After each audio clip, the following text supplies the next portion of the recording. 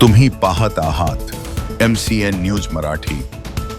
माहूरगडावरील श्री दत्तशिखर संस्थान समोरच्या पहाडावर अतिउंच असलेल्या श्री कैलास टेकडी येथे दर्शनासाठी जात असलेल्या भाविकांच्या ऑटोला दत्तमांजरी घाटातील तिसऱ्या घातक वळणावर 17 एप्रिलच्या सकाळी 8:30 वाजेदरम्यान भीषण अपघात झाल्याची घटना घडली।